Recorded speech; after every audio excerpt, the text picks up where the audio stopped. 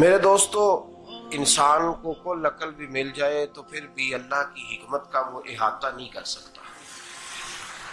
रब्बे करीम को ज्यादा पता है कि हमारे लिए कौन सी चीज बेहतर है और कौन सी चीज हमारे लिए नुकसान का बाइस है।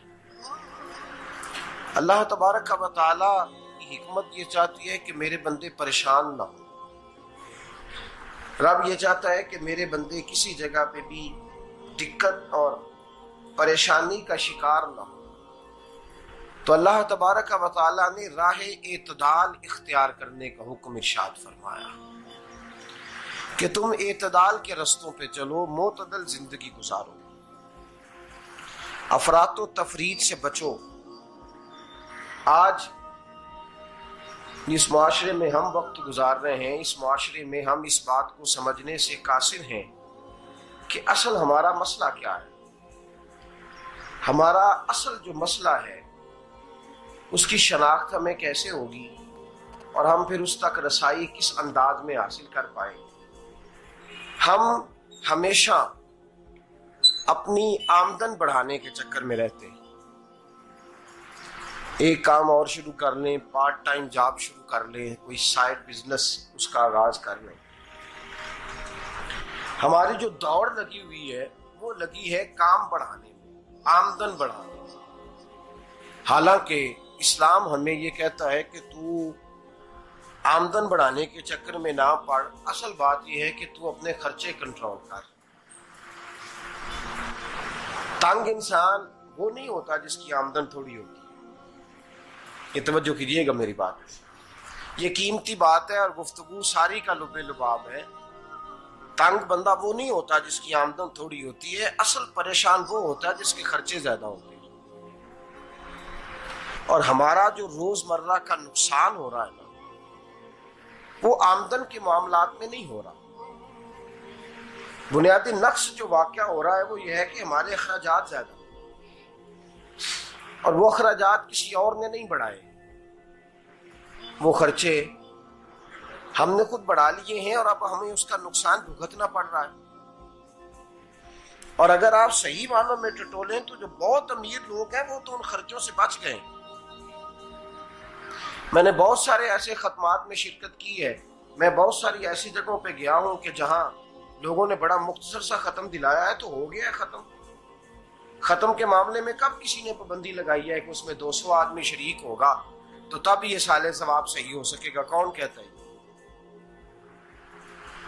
या शादी के मौके पर अगर सारे बहन भाइयों को न बुलाया गया तो मेरी शादी पाया तकमील तक नहीं पहुंचेगी, इसमें बरकत नहीं होगी। ये किसने फतवा दिया है? मोतदल जिंदगी का इस्लाम हुक्म देता है।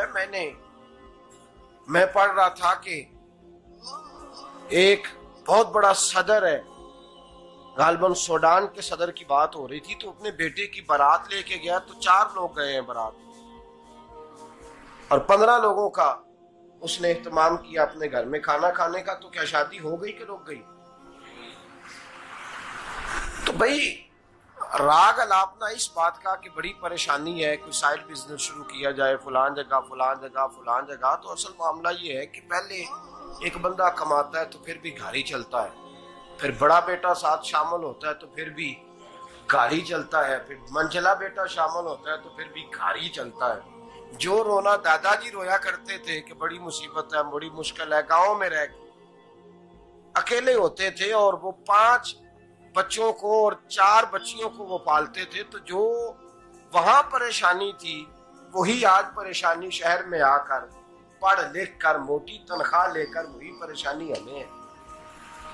तो मैं जिस नतीजे पे पहुंचा हूं इसको पढ़ के, कुरान मजीद की चंद आयात को देखकर और इस मफहूम की जो हदीसें कुतुब हदीस में पाई जाती हैं और हमारे बुजुर्गों ने हमें जो मिजाज इस हवाले से दिया है, मैं इस नतीजे पे पहुंचा हूं कि मसला आमदन का नहीं, मसला खर्चे का है। हमारे खर्चे बुनियादी तौर पर ज्यादा, और अगर फिर हम ज्यादा बोझ खवातीन पे डालते हैं कि वो मुतालबे ज्यादा करती हैं। और अगर आप मुझसे पूछें तो खवातीन की भी अगर किसी जगह कोई आदत खराब होती है तो उसमें असल किरदार उसका होता है जो वो आदत खराब तो क्यों अपने गले से उतार के आप किसी के गले में बात डालने के चक्कर में हैं? वो खवातीन की तबीयत नहीं ऐसी है। असल बात यह है कि हमने आदत डाली है, हमने ये मिजाज उनको दिया है तो उनका बना है, न कैसे बन सकता।